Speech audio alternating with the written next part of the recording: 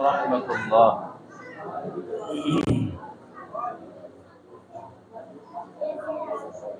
إن الحمد لله نحمده ونستعينه ونستغفره ونعوذ بالله من شرور أنفسنا ومن سيئات أعمالنا. من يهده الله فلا مضل له ومن يضلل من يهده الله فلا مضل له ومن يضلله فلا هادي له. وأشهد أن لا إله إلا الله وحده لا شريك له وأشهد أن محمدا عبده ورسوله.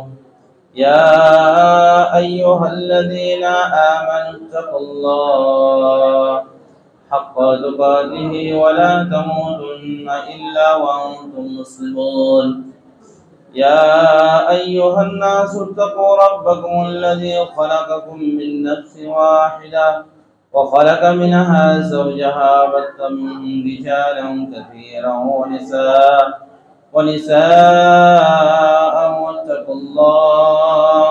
واتقوا الله الذي تساءلون به والأرحام إن الله كان عليكم رقيبا. يا أيها الذين آمنوا اتقوا الله وقولوا قولا سديدا يصلح لكم أعمالكم ويغفر لكم ذنوبكم ومن يطع الله ورسوله فقد فاز فوزا عظيما. أما بعد فأعوذ بالله من الشيطان الرجيم. بسم الله الرحمن الرحيم. ولو أن أهل القرى آمنوا واتقوا لفتحنا عليهم بركات السماوات والأرض ولكن كذبوا فأخذناهم بما كانوا يكذبون.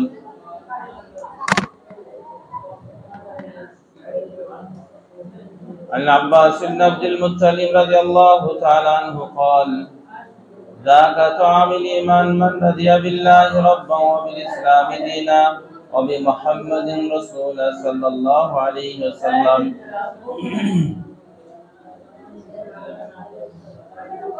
এদিকে শুনেন ভালো করে, এদিকে কথা বলবেন না। বিষয়টা হচ্ছে দিনই যখন আলোচনা হবে, কোরআন এবং হাদিসের যখন আলোচনা হবে, তো তার একটা মর্যাদা আছে বা গুরুত্ব আছে। সেজন্য এদিকে ভালো করে গুরুত্ব দিয়ে শুনবেন। এই শোনাতে অনেকটা উপকার আছে। আল্লাহ রাসূল সাল্লাল্লাহু আলাইহি সাল্লাম বলছেন, যেই মজলিসে আল্লাহ রাব্বুল আলামিনের আলোচনা হয়, আল্লাহ রাব্বুল আলামিনের হামদ আলোচনা হয়, প্রশংসা হয়, তো আল্লাহর ফেরেশতা আছে। নির্দিষ্ট ফেরেশতা ছাড়াও বিশেষ কিছু ফেরেশতা আছে যারা কি করে, এই সমস্ত মজলিসগুলো তারা খুঁজে বেড়ায় এবং আল্লাহ সুবহানাহু ওয়া তাআলা কাছে তারা রিপোর্ট দেয়। তখন আল্লাহ তাআলা ফেরেশতাদেরকে বলে যে এরা কি চাচ্ছে, এরা কি জান্নাত দেখেছে, এরা কি জাহান্নাম দেখেছে?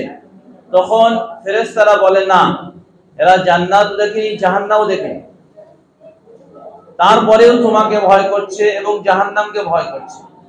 তো আল্লাহ রাব্বুল আলামিন বলে, ওদের যত লোক আছে সমস্ত লোককে মাফ করে দিলাম। তো ফেরেশতারা বলে থাকে যে ওখানে একজন বদ লোক আছে। তো আল্লাহ রাব্বুল আলামিন বলেন, যেহেতু ভালো লোকেদের সাথে থাকে তাই জন্য তাকেও মাফ করে দিলাম। এই বাবু, এদিকে কথা বলবে না। কোরআন এবং হাদিস যেখানে আলোচনা হবে সেখানে কোনো গল্প করা যাবে না। আল্লাহ রাব্বুল আলামিন বলেছেন, ইদা কুরিয়াল কোরআন, যখন কোরআন পাঠ করা হবে, পড়া হবে, তখন তোমরা কি করবে? চুপ থাকবে, মুখ বন্ধ করবে এবং কর্ণপাত করে শুনবে, ভালো করে কান লাগিয়ে শুনবে, খুব গুরুত্ব দিয়ে শুনতে হবে। যদি আল্লাহ রাব্বুল আলামিনের কথাকে গুরুত্ব না দেওয়া হয়, তো সেই জাতিকে আল্লাহ রাব্বুল আলামিন অপমান করবেই। আল্লাহ রাব্বুল আলামিন তাদেরকে অপমান করবেই, কেউ ঠেকাতে পারবে না। কারণ আমাদের সকলকে আল্লাহ রাব্বুল আলামিন সৃষ্টি করেছে এই জন্যই যে তার বিধানের, তার সত্তাগতভাবে তার আইনের গুরুত্ব দেওয়ার জন্য। আর আমাদের মধ্যে আর পশুদের মধ্যে একটা পার্থক্য আছে, কারণ আমাদের বিবেক আছে, বুদ্ধি আছে, যার মাধ্যমে আমরা ভালো এবং মন্দকে পার্থক্য করতে পারি, নির্ণয় করতে পারি, পারি কি পারি না? এবং আমরা আস্তে আস্তে ভদ্র হতে পারি, উন্নত মানের মানুষ হতে পারি। আর আল্লাহ রাব্বুল আলামিন আমাদের আদি পিতাকে নিজ হাতে সৃষ্টি করেছেন। অন্যান্য পশু, জীব জন্তু যত আছে সবাইকে আল্লাহ রাব্বুল আলামিন কুল হয়ে যা, তো হয়ে গেছে। কিন্তু আদম আলাইহিস সালামকে আল্লাহ রাব্বুল আলামিন বিশেষভাবে হাত দিয়ে সৃষ্টি করেছেন। আল্লাহ তাআলা কোরআনে সূরা বানী ইসরাঈলে বলেছেন, ওয়ালাকাদ কাররামনা বানী আদম, আমি আদম সন্তানকে সম্মানিত করেছি। কি করেছি? আমি আদম সন্তানকে সম্মানিত করেছি। সেজন্য বাচ্চারা কেউ গল্প করবে না, চুপচাপ বসে থাকবে, কোনো কথা বলবে না। যদি সই করার যেটা বিষয় সেটা আপন আপন হাতে দিয়ে দেবে, কথা বলবে না। আর এই বাবু এইদিকে দেওয়ালে ঢালান, তুমি এইখানে এসো, সামনে এসো, এসো বেটা, এদিকে সামনে, সামনে তুমি সামনে এসো, সামনে এসো, একবারে সামনে, প্রথম সারিতে এসো। ব্যাপার হচ্ছে আমরা এখানে এসেছি বিশেষ একটা উদ্দেশ্যে, সেটা হচ্ছে কোরআন এবং হাদিসের কিছু কথা আপনাদেরকে শোনাবার জন্য, যাতে করে আপনারা কোরআন এবং হাদিসকে বুঝতে পারেন, তাই কি না? অন্য কোনো উদ্দেশ্য এখানে আছে? অন্য কোনো উদ্দেশ্য নেই। কারণ এইসব এলাকাতে কোরআন হাদিসের আলোচনা হয় না এমন নয়, আলোচনা হয়, কিন্তু কোরআন হাদিসের আলোচনা যেইভাবে সাহাবায়ে কেরামদের জামানাতে গুরুত্ব সহকারে যে ব্যাখ্যাতে হয়েছে সেই ব্যাখ্যাতে হয় না। কোরআনে একটা আয়াত পড়লো, পড়ে নিজের মতন ব্যাখ্যা দিয়ে দেবে।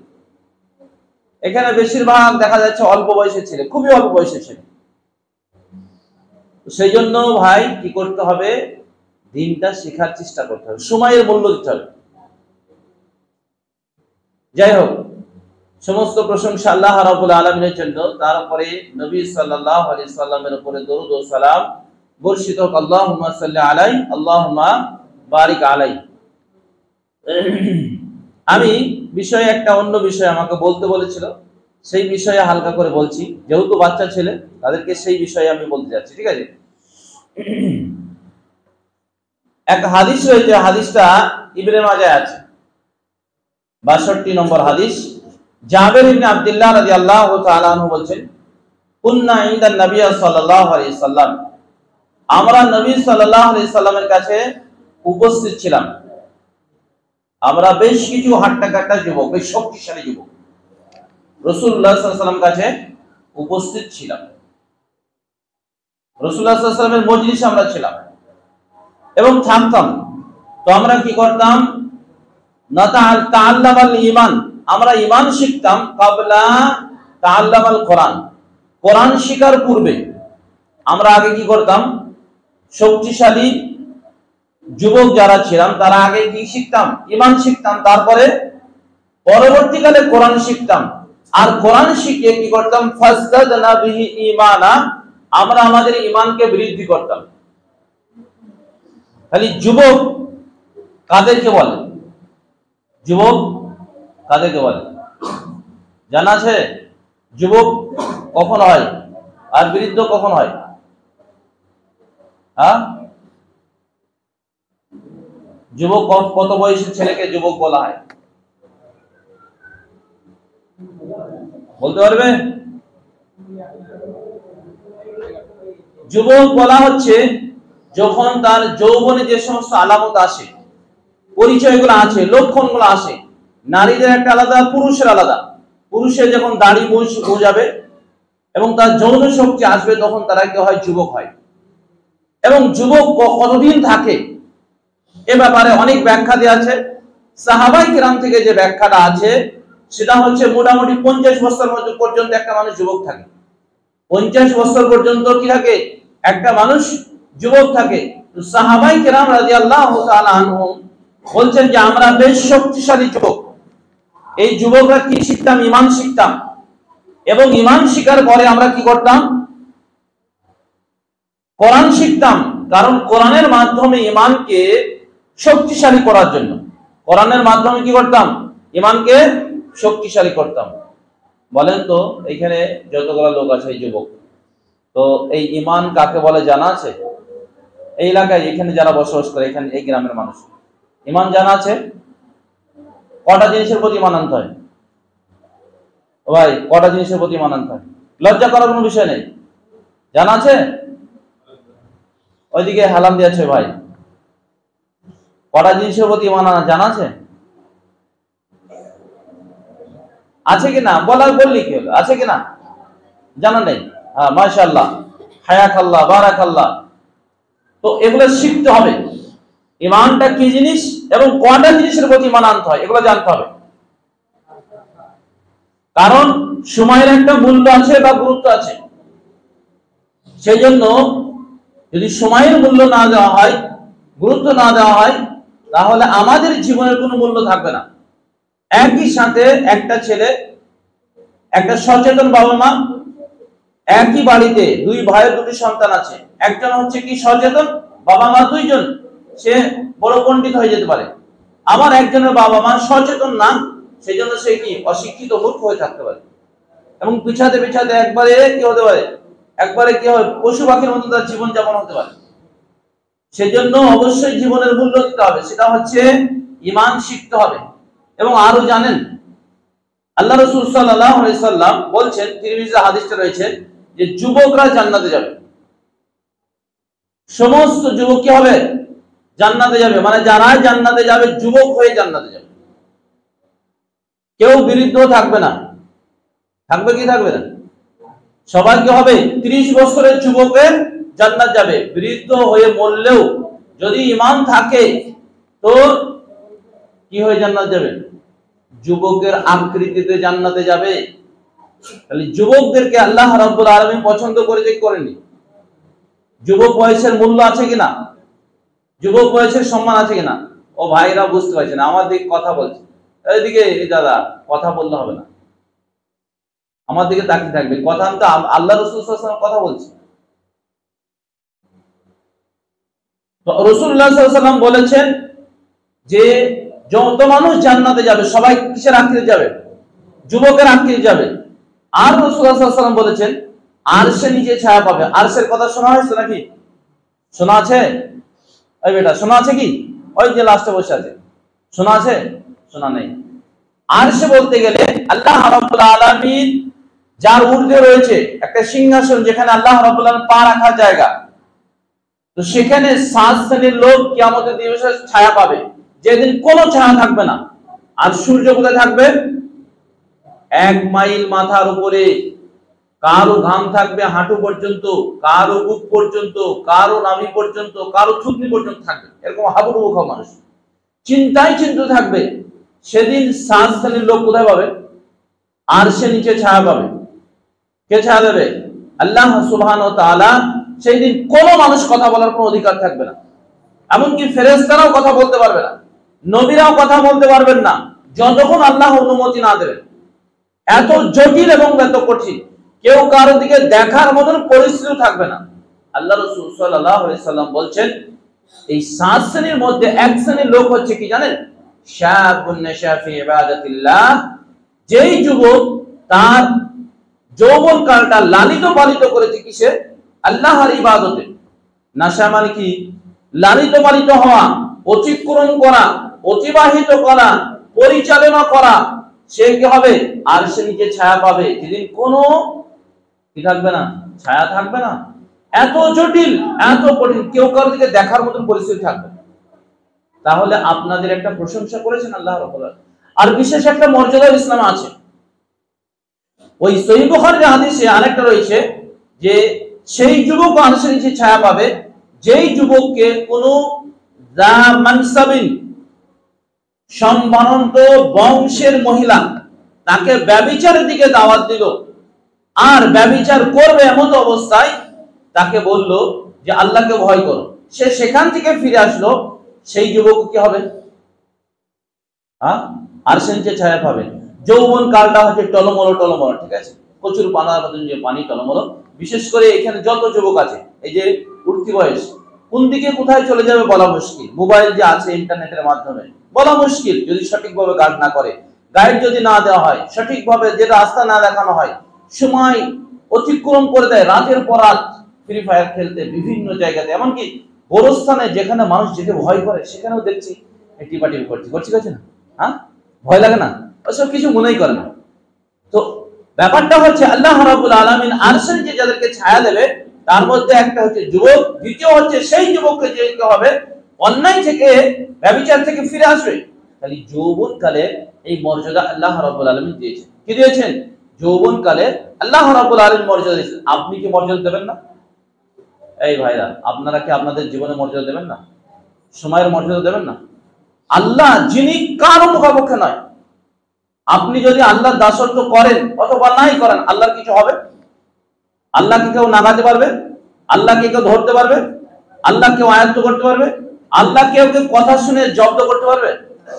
কিছু করতে পারে না। আল্লাহ কোনো কিছুর মুখাপেক্ষে নাই। আল্লাহ রাব্বুল আলামিন বলেছেন হাদিসে কুদসিতে, লাউ আন্না আউওয়ালাকুম ওয়া আখিরাকুম, তোমরা শুরু থেকে শেষ পর্যন্ত, মানে আদম আলাইহিস সালাম থেকে নিয়ে একবারে কিয়ামত পর্যন্ত সবাই যদি সৎ মানুষ হয়ে যাও, একটা মানুষের মতো সৎ, মানে কোন রকম ভেজাল যদি না থাকে, তো আল্লাহ রাব্বুল আলামিন বলেন মা যাদা ফি মুলকি, আমার রাজত্বতে সামান্য পরিমাণ কেউ বেশি হবে না। লাউ আন্না আউওয়ালাকুম ওয়া আখিরাকুম ওয়া ইনসাকুম ওয়া জিন্নাকুম কানু আলা আফজারি কলবি রাজুলিন ওয়াহিদিন, সবাই যদি গুনাহগার করে যাও, সারিবদ্ধভাবে এই ভোলা গ্রামের লোক, সারা ভারতের মানুষ, সারা পৃথিবীর মানুষ সবাই যদি অন্যায়ের সাথে জড়িত হয়ে যায়, তো আল্লাহ রাব্বুল আলামিনের রাজত্ব কমবে। যারা সায়েন্স নিয়ে পড়াশোনা করে, পৃথিবী ছাড়া আরো পৃথিবী নাই, আরো কি আছে, আলাম আছে কি নাই, দুনিয়া আছে কি নাই, আছে কি নাই, অনেক জীবজন্তু আছে কি নাই, ফেরেশতা জগৎ আছে, সেগুলো হয়তো বিজ্ঞান প্রমাণ করতে পারে না, অনেক জগৎ আছে। তো সেই জগতে অনেকজন আচার করে, আল্লাহ দাসত্ব করে। তো আল্লাহ রাব্বুল আলামিন বলছেন সবাই যদি কেউ গুনাহ করতে লাগে সারিবদ্ধভাবে, তো আল্লাহ রাব্বুল আলামিন রাজত্ব সামান্য পরিমাণ কমবে না। তো আপনার জীবনকে নিয়ে আল্লাহ মূল্যায়ন করছে, গুরুত্ব দিচ্ছে। মনে করেন এখানে যে মেম্বার আছে, আপনার নাম কি ভাই? আপনার নাম কি? আপনার নাম কি? রামিজ। যে রামিজ এই গ্রামের খুবই ভালো ছেলে, এটা যদি এটা মেম্বার বলে রামিজ খুব ভালো ছেলে, তাকে ডেকে নিয়ে এসো, তাকে আমার পাশে ঢো, তা আপনি কত খুশি হবেন? হবেন কি হবেন না? কি বলছেন, খুশি হবেন কি হবেন না? যদি প্রধানমন্ত্রী ডাকেন ভাই, যদি আপনাকে প্রধানমন্ত্রী ডাকেন বা প্রধানমন্ত্রীর কাছে যে চিঠি আসে, তো খুশি হবেন না? আপনাদের জীবনের মূল্যায়ন আল্লাহ রাব্বুল আলামিন দিয়েছেন, আল্লাহ আলোচনা করেছেন, রাসূলুল্লাহ সাল্লাল্লাহু আলাইহি ওয়াসাল্লাম আলোচনা করেছেন।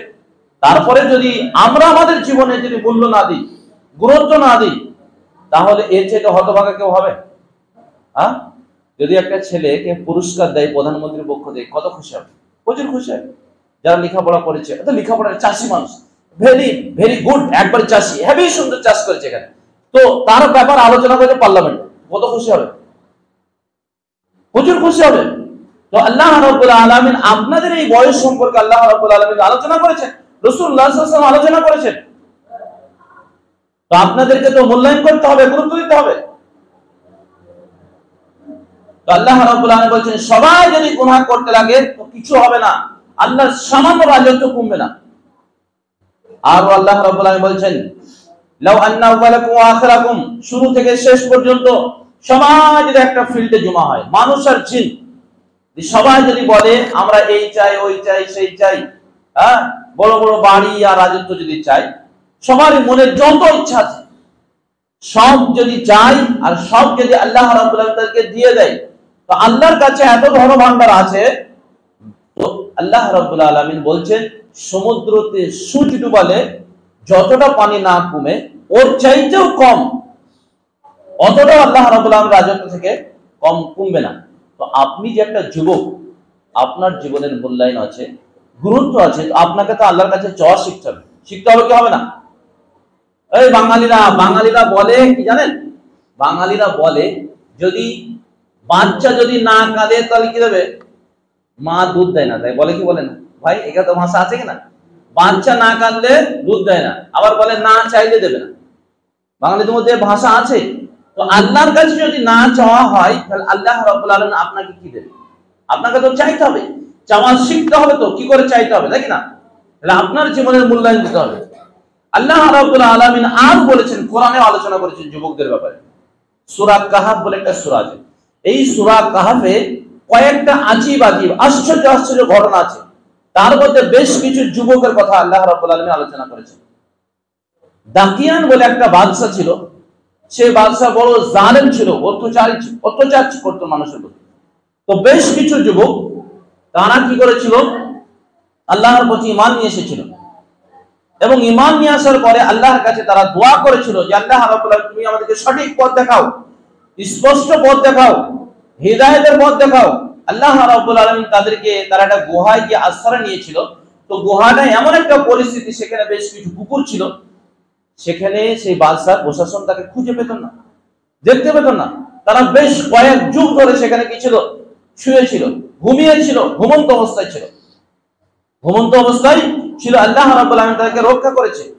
এরকম বহু ঘটনা আছে যুবকদের ব্যাপারে, যে যৌবন কালের মূল্য বা মূল্যায়ন করতে হবে। হাদিসে রয়েছে, হাদিস আবু দাউদে হাদিস রয়েছে, রাসূলুল্লাহ সাল্লাল্লাহু আলাইহি সাল্লাম বলেছেন লা ইয়াজালু কাদালু ইবনে আদম সন্তান ততক্ষণ পর্যন্ত পা উঠাতে পারবে না যতক্ষণ পর্যন্ত 5টি প্রশ্ন উত্তর না দেবে। কি হবে? 5টি প্রশ্নের উত্তর না দেবে। একটা হচ্ছে আন উমরিহি, কি সম্পর্কে জিজ্ঞেস করবে? বয়স সম্পর্কে।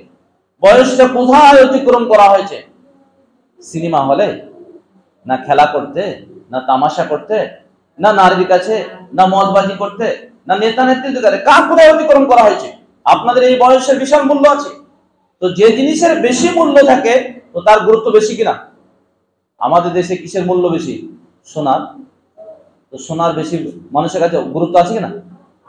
তো মানুষের বয়সের মধ্যে, মানুষের বয়স সম্পর্কে আল্লাহ রাব্বুল আলামিন জিজ্ঞাসা করবে। দ্বিতীয় রাসূল সাল্লাল্লাহু আলাইহি ওয়াসাল্লাম বলছেন যে আনি শাবাবিহি, যৌবন কাল সম্পর্কে জিজ্ঞাসা করবে। কি সম্পর্কে? যৌবন কাল সম্পর্কে জিজ্ঞাসা করবে। যৌবন কালটা কোথায় অতিক্রম করা হয়েছিল? উত্তর দিতে পারবে তো? একটা উত্তর, মানে একটা পা নড়াতে পারবে না। চাই নারী হোক, পুরুষ হোক, মুসলিম হোক, অমুসলিম হোক, নেতা হোক, সাধারণ মানুষ হোক, অথবা বয়স্ক হোক, যুবক হোক, সবাইকে জিজ্ঞাসা করবে। কারণ সবারই জীবনে একবার চান্স আসে, যৌবন কাল আসে কিনা? তো রাসূলুল্লাহ সাল্লাল্লাহু আলাইহি ওয়াসাল্লাম বয়স সম্পর্কে বললেন। দ্বিতীয় খাস করে বললেন কি? আন শাবাবিহি, যৌবন কাল সম্পর্কে জিজ্ঞাসা করা। কোথায় সে অতিক্রম করেছিল? তারপরে 3 নম্বর প্রশ্ন করা হবে আইনাত তাসাবা, কোথায় সে কামিয়েছিল, পয়সা করি, হালাল পথে না হারাম পথে? আবার শুধু কামানো নয়, যুবক তো মেলা কিছু কামাতে পারে, পারে কি পারে না? শক্তি আছে, একটা যুবক বহু কিছু কামিয়ে দিতে পারে। এমনকি বলা হয় যে একটা পাহাড়কে খনন করে পুকুর তৈরি করতে পারবে না? পারবে কি পারবে না? যে সেটা পুকুর করে দিতে পারে, পাহাড়কে ভেঙে পুকুর তৈরি করতে পারে, এত ক্ষমতা আছে। তো কোথায় সে কামিয়েছিল, হালাল পথে না হারাম পথে? 4 নম্বর প্রশ্ন করা হবে আইনা ইনফিকু, কোথায় খরচ করেছিল? এই যে পয়সা এখন ধরো মানুষ কামায়, কার উপর খরচ করে করেছিল? ফুজুল খরচ, ফালতু খরচ করেছিল? বোম কিনতে, নাকি মদ কিনতে, না গাঁজা কিনতে, না নারীদের পিছনে, না আফিম কিনতে, না ভাং কিনতে, না টাস আর লুডু কিনতে? কোথায় সে খরচ করেছিল? না নিজের পিছনে, না ভালো পথে খরচ করেছিল? এটা আল্লাহ রাব্বুল আলামিন জিজ্ঞাসা করবে। 5 নম্বর জিজ্ঞাসা করবেন যে সে যতটা জানতো সেই অনুপাতে আমল করেছে কিনা। যতটা জানতো ততটা আমল করেছে কিনা। এই 5টি প্রশ্নের উত্তর যতক্ষণ না দেবে ততক্ষণ পর্যন্ত এক পা লড়াতে পারবে না কেউ। অতএব আপনাদের বয়সের বিশেষ একটা মূল্য আছে, গুরুত্ব আছে। যদি এই গুরুত্ব বা মূল্য না দেন তাহলে পরকালে কি হয়ে যাবে? ফেঁসে যাবে।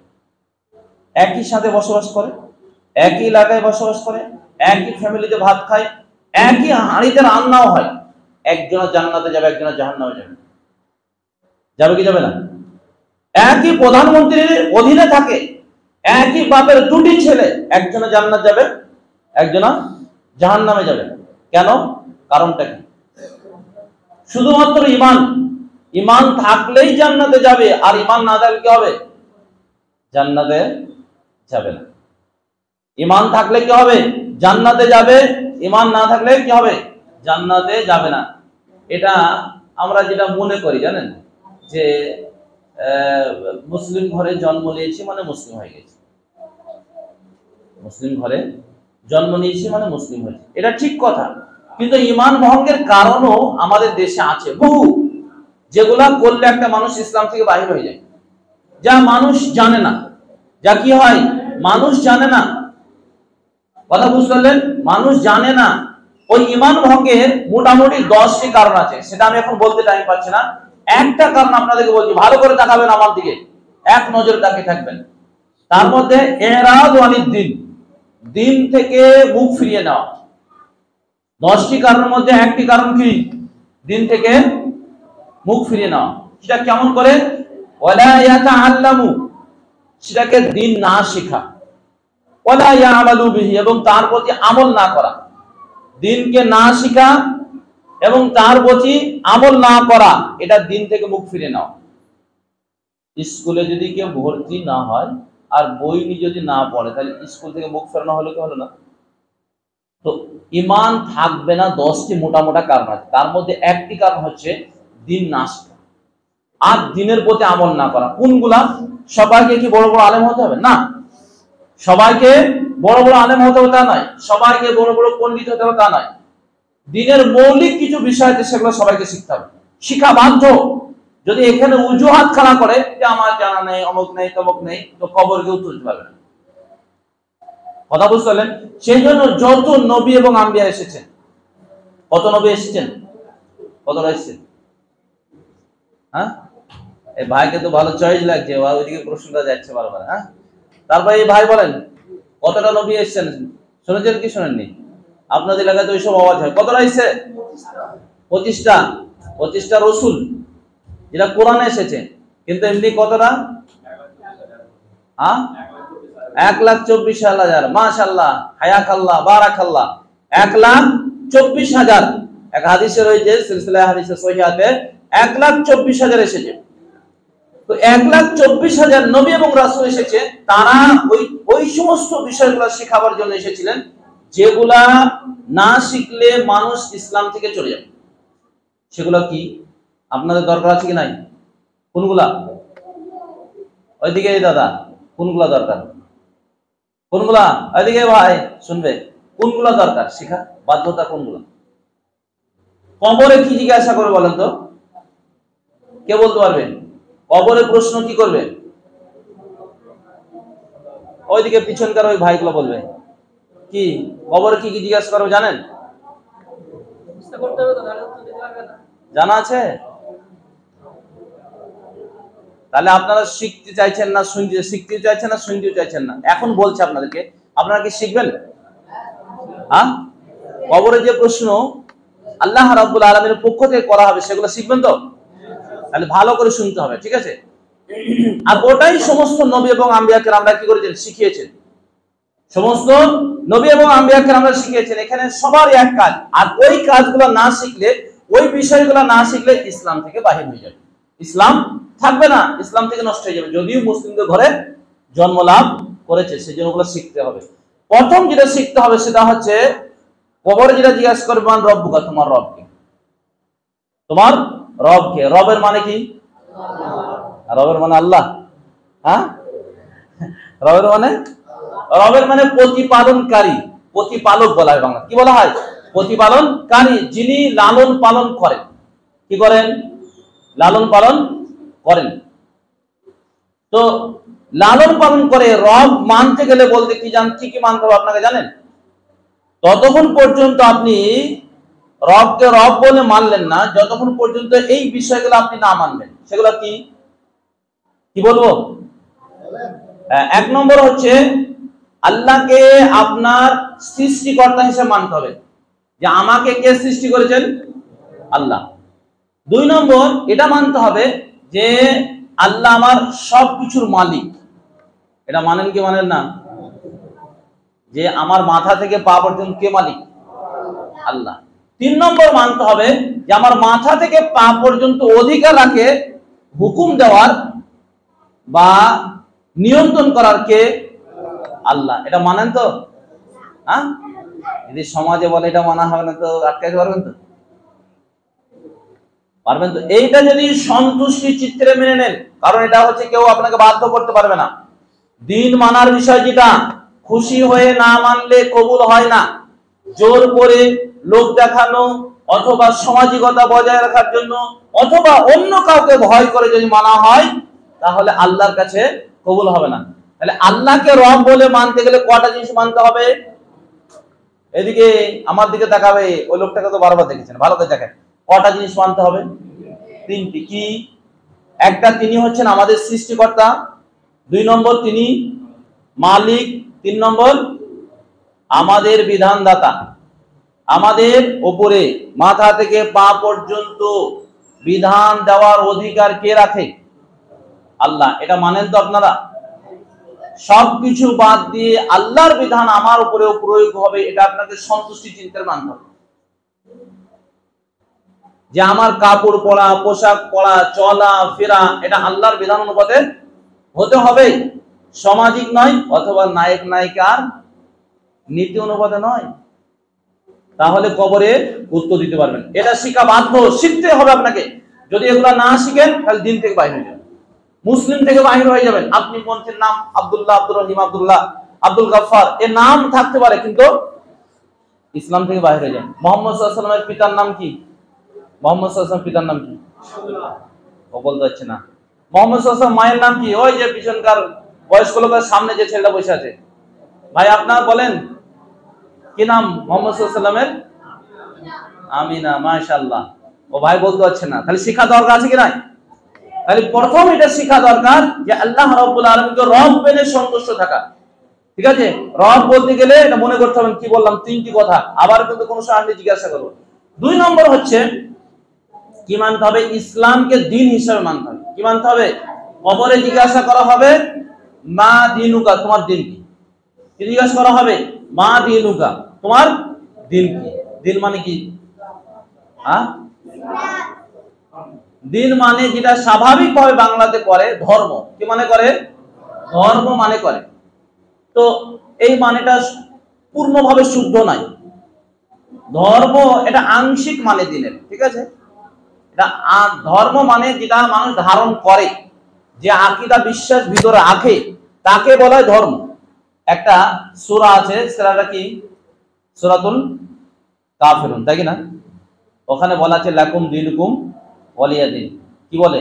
তোমার ধর্ম তোমার জন্য, আমার ধর্ম আমার জন্য। এই অর্থটা ঠিক নয়। কেন ঠিক নয়?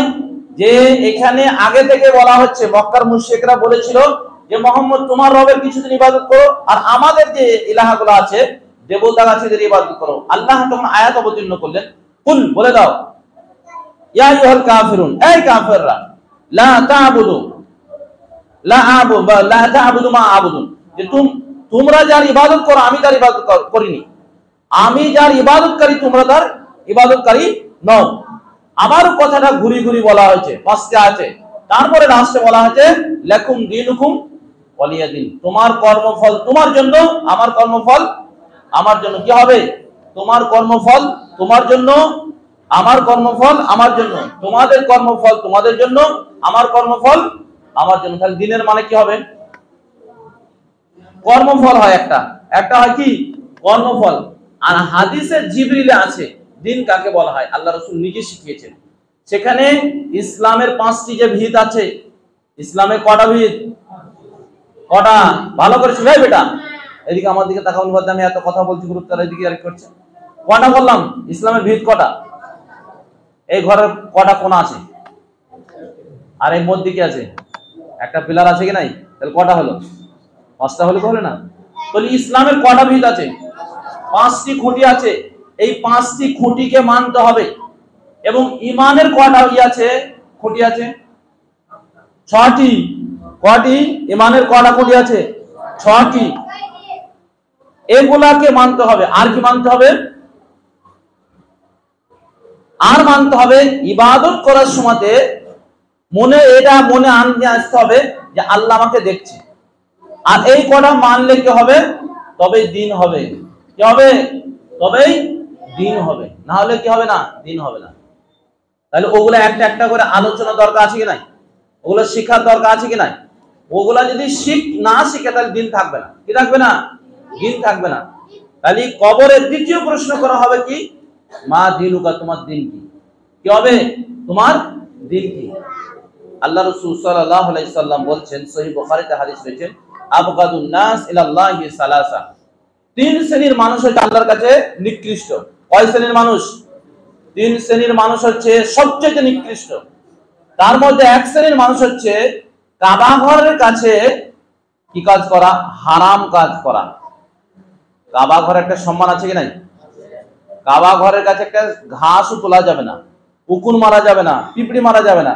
তো বলছে সেখানে হারাম কাজ করা, এ হচ্ছে আল্লাহর কাছে সবচেয়ে নিকৃষ্ট মানুষ। দুই নম্বর হচ্ছে ইসলাম কবুল করার পরে জাহিলিয়াতি যে সমস্ত নীতি কালচার ছিল সেই সমস্ত নীতিকে চাওয়া। যেমন জাহিলিয়াতি নীতি কি ছিল? যে মানুষ অজাচার ভাবে ব্যভিচার করত, মানুষ মদ খেত, জুয়া খেলত এবং কি করত? সুদ খেত। এরকম অনেক কাণ্ড আছে, অনেক কাজ আছে যেগুলা আল্লাহ রাসূল সাল্লাল্লাহু আলাইহি ওয়াসাল্লামের জামানার আগে মানুষ করত। এইগুলাকে চাওয়া, অথবা সামাজিক কিছু কালচার ছিল সেগুলাকে কেউ যদি মন থেকে চায় তো আল্লাহর কাছে সবচেয়ে নিকৃষ্ট ব্যাপার। তাহলে ইসলাম কবুল করার পরে জাহিলিয়াতি নীতিকে চাওয়া। তিন নম্বর হচ্ছে মুসলিম হওয়ার পরে আরেকজন মুসলিমের রক্তর পিপাসিত, মানে খুন করবে। রাজনীতি করে, ভোট করে, তখন মারে কি মারে না? আগে মুর্শিদাবাদ ফার্স্ট ছিল বামেদের আমলে, এখন বীরভূম ফার্স্ট হয়ে গেছে পশ্চিমবাংলা বলতে, তাই না? আর কোথায়? মেদিনীপুরে কেশপুর ফার্স্ট ছিল যে মুসলিমরা মুসলিমদেরকে মারতে হবে। তো এরা হচ্ছে আল্লাহর কাছে সবচেয়ে নিকৃষ্ট মানুষ, সবচেয়ে খারাপ মানুষ, সবচেয়ে অপছন্দনীয় মানুষ। কারণ যারা মুসলিম হয়ে আরেকজন মুসলিমের কি হবে? রক্ত পিপাসিত হবে। আল্লাহ রাসূল সাল্লাল্লাহু আলাইহি সাল্লাম শেষ ভাষণে বলেছেন যে কাবা ঘর যেমন সম্মানিত, মক্কা যেমন সম্মানিত, এই মাস যেমন সম্মানিত, ওইরকম ভাবে তোমাদের এক অপরের রক্ত, এক অপরের ধন সম্পদ, এক অপরের সম্মানকে ওইভাবে হারাম করলাম। ওইভাবে সম্মানিত এটা করা যাবে না। তো কি বললাম? দুই নম্বর প্রশ্ন, কবরে কি করা হবে? মা দিনুকা, তোমার দিন কি? তাই না? আল্লাহ রাব্বুল আলামিন বলেছেন, ওমাই ইয়াবতাগি গায়রাল ইসলামি দীনান ফালা ইউকবালা মিনহু ওয়া হুয়া ফিল আখিরাতি মিনাল খাসিরিন, যে ইসলাম ছাড়া অন্য কোন দিন যে চাইবে আল্লাহ রাব্বুল আলামিন তার থেকে কিছু কবুল করবে না। কি কবুল করবে না? কিছু কবুল করবে না। কেউ মনে করছে যে এই ইসলামে এটা আছে তো এটা অত মানা যায় না, কিন্তু ওই অমুসলিমদের কিছু নীতি আছে ওটা মেনে নিই, ওটা কিছুটা মেনে চলি, ওইটা একটু ভালো লাগছে, ওটা একটু ফুর্তি আছে, ওটা খুশি আছে, ওটা মেনে নিই।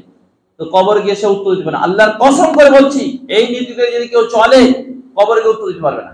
কি দিতে পারবে না? কবরে গিয়ে উত্তর দিতে পারবে না।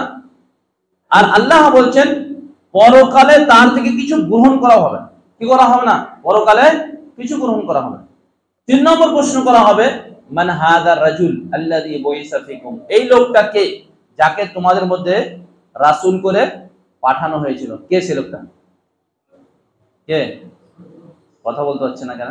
বলেন কে সে? কে বলতে পারবে? কে এদিকে? মুহাম্মদ সাল্লাল্লাহু আলাইহি সাল্লাম। কে সে? মুহাম্মদ সাল্লাল্লাহু আলাইহি সাল্লামকে আল্লাহ রাব্বুল আলামিন মানুষ জাতির জন্য, সমস্ত মানবকুলের জন্য, তাদেরকে সঠিক পথ দেখাবার জন্য মুহাম্মদ সাল্লাল্লাহু আলাইহি সাল্লামকে পাঠানো হয়েছিল, তাই কি না? তো মুহাম্মদ সাল্লাল্লাহু আলাইহি সাল্লামকে সঠিক পথ দেখাবার জন্য পাঠানো হয়েছিল। তাকে যদি কেউ খুশি হয়ে মেনে নেয় তাহলে কবরে গিয়ে কি পারবে? উত্তর দিতে পারবে। না হলে কি হবে? উত্তর দিতে পারবে না। তো জ্ঞান অর্জন করা ফরজ। কি করা? জ্ঞান অর্জন করা ফরজ। কোনগুলার বিষয়ে? এই তিনটি বিষয়ে। কোন তিনটি? কোন তিনটি? কোনটা? কবরে যে তিনটি প্রশ্ন করা হবে, কবরে যে তিনটি প্রশ্ন করা হবে। কি প্রশ্ন করা হবে? তোমার রব কে, তারপরে তোমার দিন কি, তারপরে তোমার নবী কে। 3 নম্বর জিজ্ঞাসা করা হবে তোমার নবীকে। সঠিক যদি লোক হয় তাহলে কি করবে?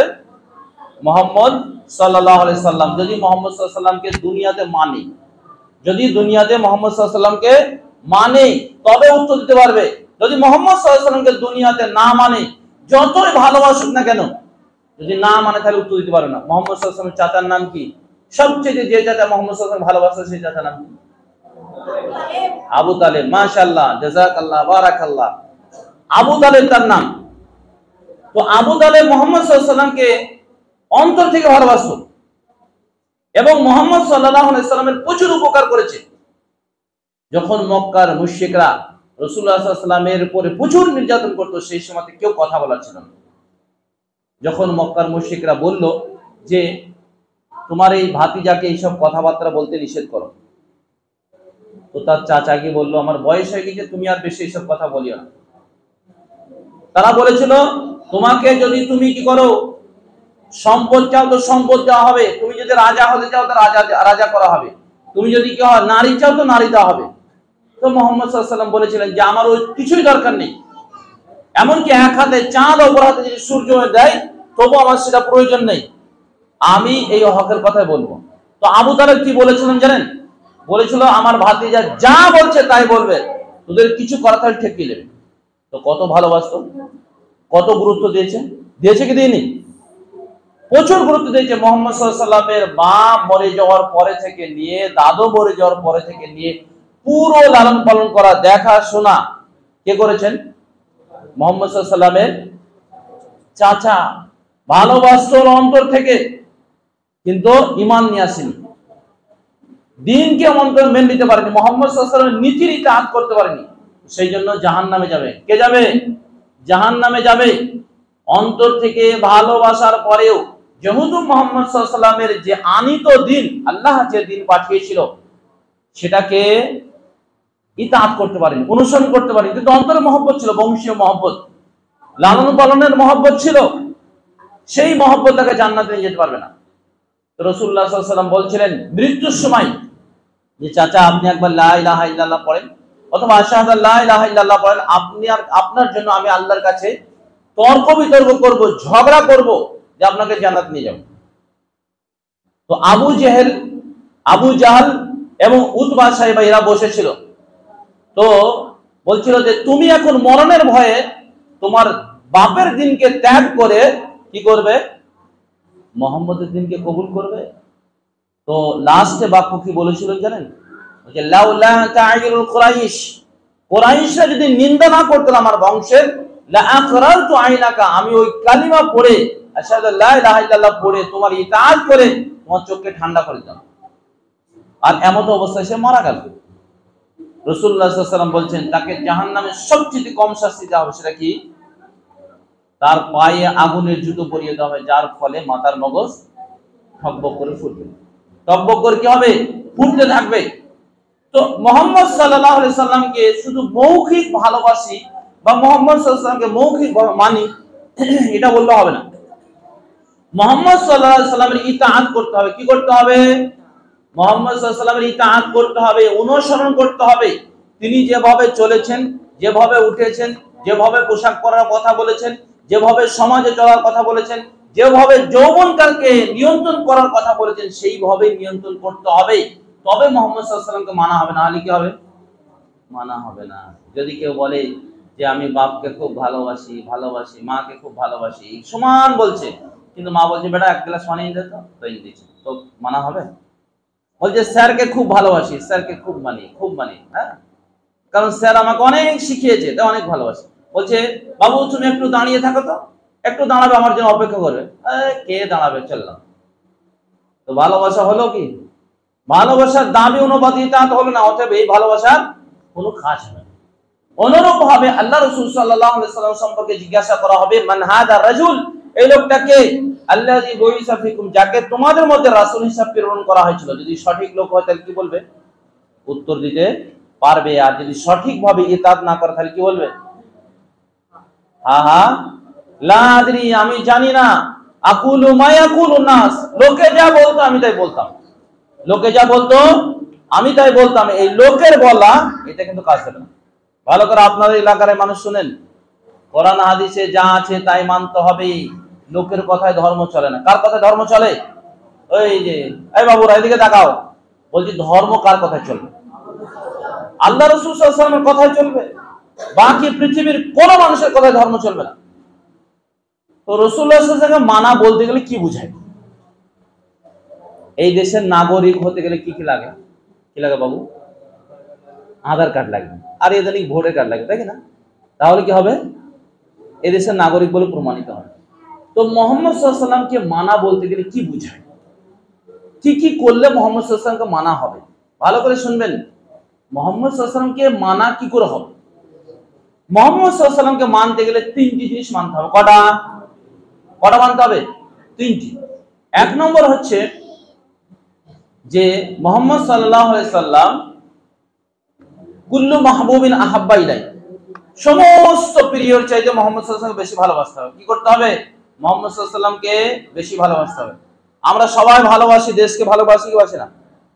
আমাদের পিতা মাতাকে ভালোবাসি কি বাসি না? আমাদের কারো বিভিন্ন কি আছে, বন্ধু বান্ধব আছে কি না? কারোবার গার্লফ্রেন্ড বয়ফ্রেন্ড আছে, তাই কি না? সব ভালোবাসে কেন না? অনেকে আবার কি ওই ফ্রি ফায়ার খেলা, এই যে বাচ্চারা সব কি করে, ফ্রি ফায়ার খেলতে পছন্দ করে, ভালোবাসে কে বাসে না? তো সমস্ত ভালোবাসার চাইতে বেশি ভালোবাসতে হবে কাকে? মুহাম্মদ সাল্লাল্লাহু আলাইহি ওয়াসাল্লাম। পারবে তো? হ্যাঁ, ইনশাআল্লাহ পারবে তো ভাই? পারবে? মুহাম্মদ সাল্লাল্লাহু আলাইহি ওয়াসাল্লাম সবচেয়ে বেশি ভালোবাসতে হবে তো? হ্যাঁ, মাশাআল্লাহ, বারাকাতুল্লাহ, হায়াকুমুল্লাহ। তো সবচেয়ে বেশি ভালোবাসতে হবে কাকে? মুহাম্মদ সাল্লাল্লাহু আলাইহি ওয়াসাল্লামকে। তবে রাসূলের সঙ্গে মানা হবে। দুই নম্বর হচ্ছে তিনি যা বলেছেন, যা নিষেধ করেছেন তা থেকে কি রাখতে হবে? বিরত থাকতে হবে। এদিকে দাদা শুনেন, মুহাম্মদ সাল্লাল্লাহু আলাইহি ওয়াসাল্লাম যা বলেছেন তা করতে হবে, যা নিষেধ করেছেন তা থেকে বিরত থাকতে হবে। মুহাম্মদ সাল্লাল্লাহু আলাইহি ওয়াসাল্লাম কি বলেছেন? মুহাম্মদ সাল্লাল্লাহু আলাইহি ওয়াসাল্লাম কি বলেছেন? কথার কথা মনে করেন, বলছে খাওয়ার সময় বিসমিল্লাহ বলে খাও, তাই কি না?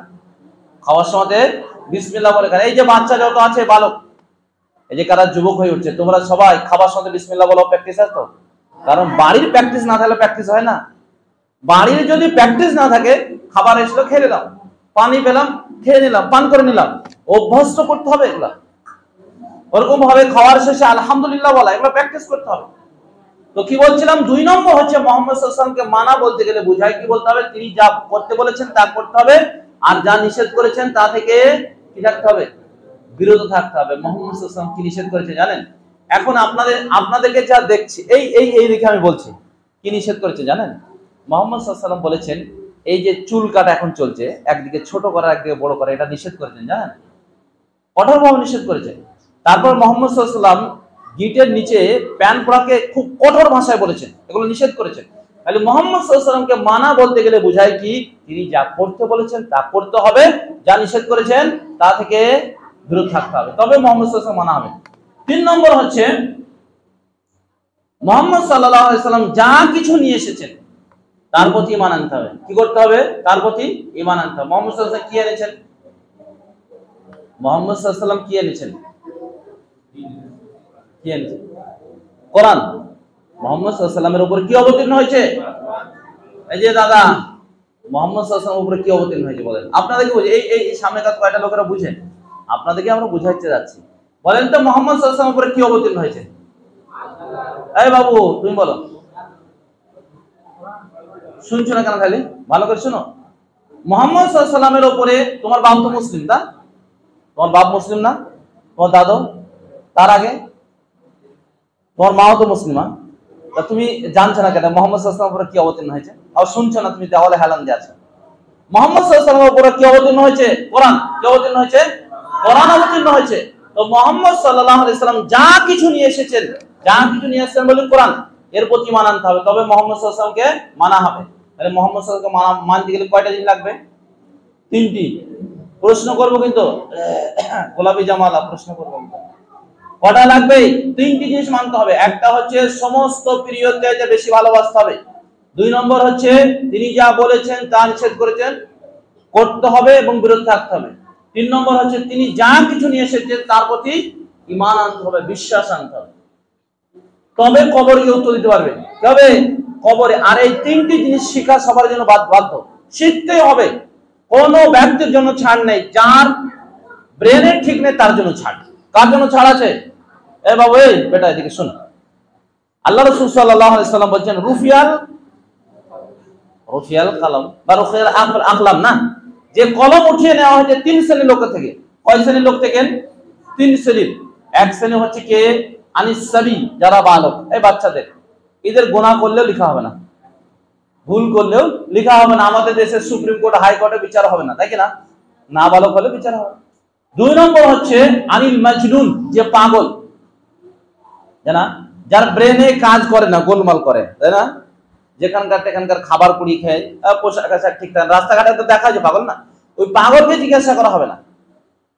3 নম্বর জিজ্ঞাসা করা হবে না আনিল নাইম, ঘুমন্ত ব্যক্তিকে জিজ্ঞাসা করা হবে না, যে ঘুমিয়ে ঘুমন্ত যোগে সে কোথায় কি করলো ঘুমের যোগে, এতে তাকে তার পাপ লেখা হবে না। তো বলেন তো, আপনারা ঘুমিয়েও নেই, আছেন ঘুমিয়ে, আপনারা পাগলও নেই, আমাদের ব্রেন আছে কিনা? এই যে বাবুদের ব্রেন আছে কিনা? এবং কি এই কটা ছাড়া ওরা তো মোটামুটি কি আছে, প্রায় যুবক, বেশিরভাগ যুবক আর বয়স্ক মানুষ, খালি বালকও নয়, খালি জিজ্ঞাসা করা হবে। কি করা হবে? জিজ্ঞাসা করা হবে। অতএব এখন শিক্ষার টাইম, শিখতে হবে। কি করতে হবে? শিখতে হবে। যদি এই সমস্ত বিষয় না শেখা হয়, তাহলে দিন থেকে কি হয়ে যাবে? বাহির হয়ে যাবে। কোন 3টি জিনিস? কি কি শিখতে হবে বললাম বলেন তো? কবরে 3টি প্রশ্ন করা হবে, 3টি প্রশ্ন শিখতে হবে। কটা শিখতে হবে? এই বেটা এদিকে আমার দিকে তাকাবে।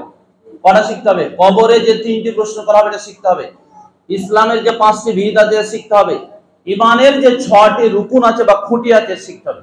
শিখতে রাজি কি রাজি নাই? তাহলে একদিন কিন্তু হবে না, এগুলো একদিন আমি দিতে পারলাম না। আজকে শুধু 3টি জিনিস আপনাদেরকে কিছুটা আলোচনা দিলাম। সেটা কি? কবরে 3টি প্রশ্ন। কটা? কবরে 3টি প্রশ্ন দিলাম। লেখাপড়া জানা আছে তো কম বেশি সবারই, বাংলা পড়া তো জানা আছে। তো যাদের বাংলা পড়া জানা আছে ওই ভাইরা বাংলা বইগুলো পড়বে। কি পড়বে? ভাইদের একটা বই আছে, ওই বইটা একটু পড়বে। আর আব্দুল হামিদ মাদানির এই তৌহিদ সম্পর্কে বই আছে, ওই বইটা পড়ে, চটি বই, ঠিক আছে? ওগুলা একটু একটু করে পড়বে, তাহলে বুঝতে সুবিধা হবে। বুঝা গেল কি গেল না? মোবাইলে পাওয়া যাবে, মোবাইলে অ্যাপসে ওই বইগুলো ডাউনলোড করে পড়বে, জীবনের মূল্য দেবে, গুরুত্ব দেবে। এবার একটা হাদিস বলি, সেটা হচ্ছে কবরে জিজ্ঞাসা করা হবে এই 3টি জিনিস। মান রব্বুকা, ভালো করে শুনেন, তোমার রবকে, মা দিনুকা, তোমার দিন কি, মান হাজার রাজু। যদি এটা আত্মা থেকে বিশ্বাস করে, ব্রেন থেকে যদি মেনে নেয়, সত্যিকারের যদি স্বীকৃতি দেয়, তাহলে কি হবে? সঠিক উত্তর দিতে পারবে। কি দিতে পারবে? সঠিক উত্তর দিতে পারবে। তখন তাকে কি বলা হবে জানেন? যে নাম কা নামিল আরুস, তুমি নতুন বরের মতন ঘুমিয়ে যাও, তোমাকে আর কোনোদিন জাগানো হবে না। কি করা হবে? তোমাকে আর কোনোদিন জাগানো হবে না। কবরে তাকে যখন জিজ্ঞাসা করা হবে, যদি সঠিকভাবে মেনে নেয়, তাহলে তাকে বলা হবে ঘুমিয়ে যাওয়ার, জিজ্ঞাসা করা হবে না। 2 নম্বর হচ্ছে যে ব্যক্তি এটাকে অন্তর থেকে মেনে নেয় না, শুধু মুখে বলে, তো সে বলবে হা হা লা আদরি, আমার জানা নেই, আকুলু মা ইয়াকুলুন নাস, লোকে যা বলতো আমি তাই বলতাম। তো তার জন্য কি হবে? তার জন্য 2 জন অন্ধ কানা কালা ফেরেশতা দাঁড়িয়ে যাবে এবং তাদেরকে মারতে লেগে যাবে। যা সমস্ত জীবজন্তু শুনতে পাবে, শুধু মানুষ আর জিন শুনতে পাবে। কি শুনতে পাবে না? মানুষ আর জিন শুনতে পাবে না। অতএব যদি সঠিকভাবে না মেনে না হয়, তাহলে আল্লাহর কাছে উত্তর দেওয়া যাবে না। একটা হাদিস বলে আমি শেষ করছি।